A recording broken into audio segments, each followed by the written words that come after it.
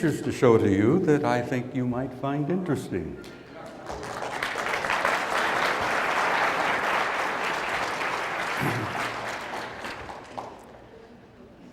I want to say it's an honor to be introduced by someone like Jordan. He's one of the foremost scholars of our time, and I honor and respect him. And as he said, we're old friends. We go back a long way. I also want to say a word or two about the young man who was up here on this podium before I showed up here. Rich Dolan is very special. He's probably one of the foremost historians of our time. And I strongly urge you, encourage you, to not only buy and read his first volume, but get the second, because I'm waiting expectantly for volume 3. That young man has pulled the cover back from this cover-up in the scandal that we've been living through for the last 60, 70 years. And I take my hat off to him. I've known him for some time, and I'm so encouraged by young men like him that are picking up and going with this program. Because as I'm sure all of you know, I'm a member of the old guard, and we're diminishing daily, literally. Not a week or a month goes by that I don't hear that some of my old cronies are gone. They're not gone, they've just crossed back. They're home now. But I miss them.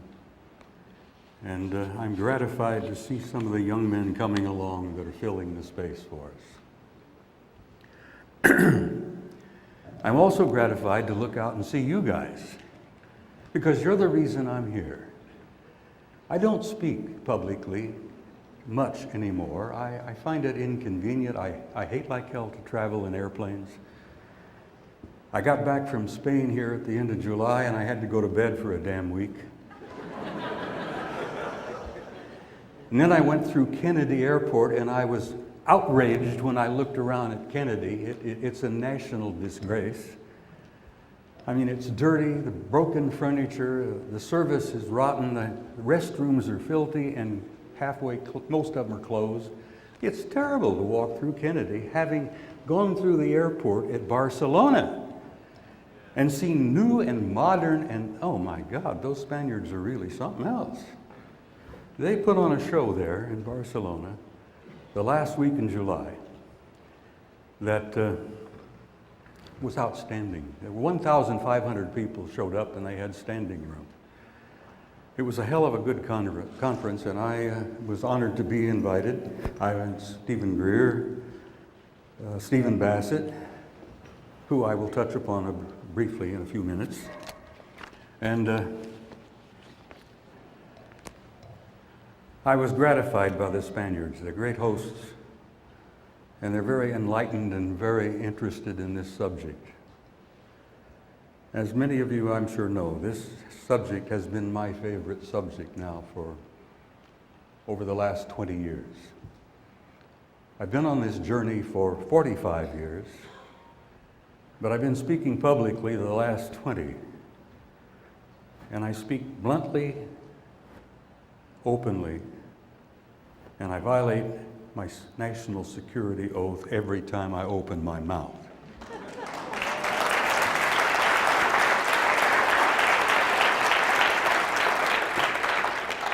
And I plan to violate my national security oath tonight.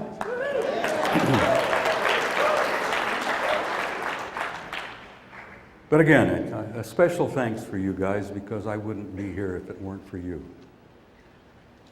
I'm so encouraged by the people I meet at these conferences, because not only are you open-minded, but you're enlightened and you're enthused, because I think you've learned, as I have, that this subject is, in my opinion, the greatest story in human history, because it is the story of human history. We're not alone, guys, and we have never been alone. We are members of an infinite universe filled with infinite intelligent life. And we have had an intimate interrelationship with several advanced extraterrestrial intelligences now for, at least 10,000 years. And the evidence is pretty overwhelming that at least one, perhaps two of those different groups had a hand in engineering the human genome over 100,000 years ago. And that evidence is literally overwhelming.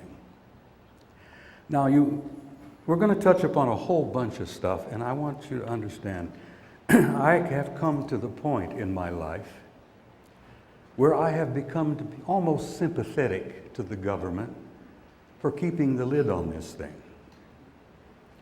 They don't know how to lift the lid on this subject.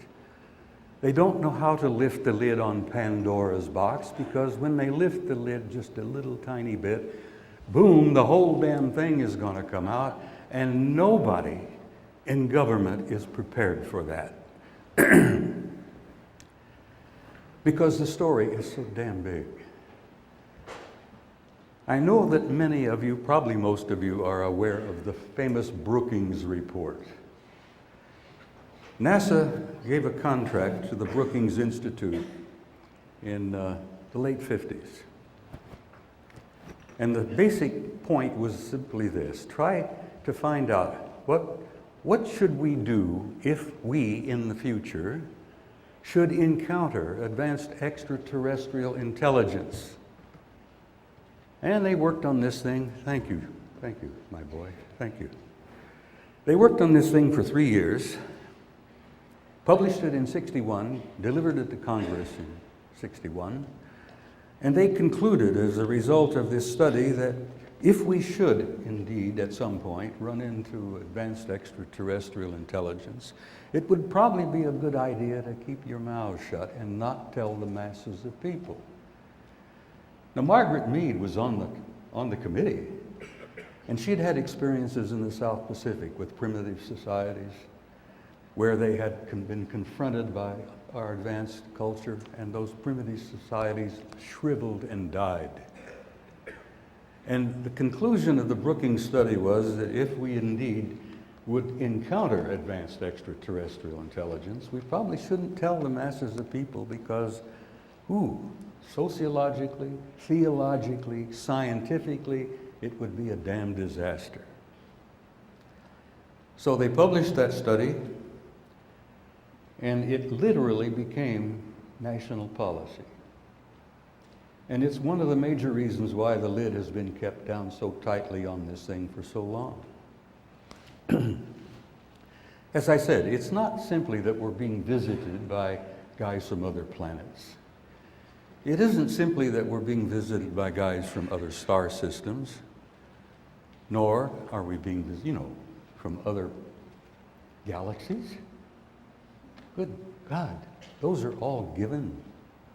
They also learned, and we knew that when I retired in '76, that we're being visited by guys from other dimensions.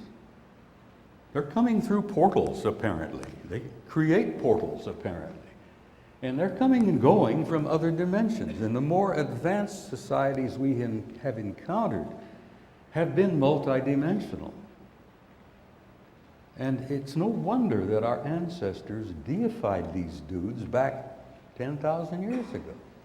I think there are people today who would deify them if they were to confront them and see what they can do and understand where they're from and what their capabilities are.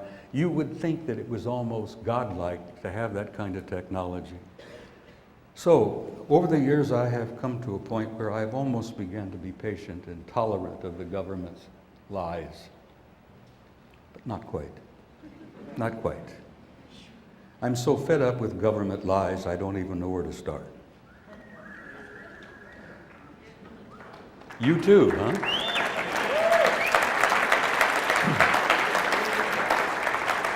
A couple of people, last week I was over at the Bay Area conference, and a couple of people said, "What have we learned in the last year since you were here?"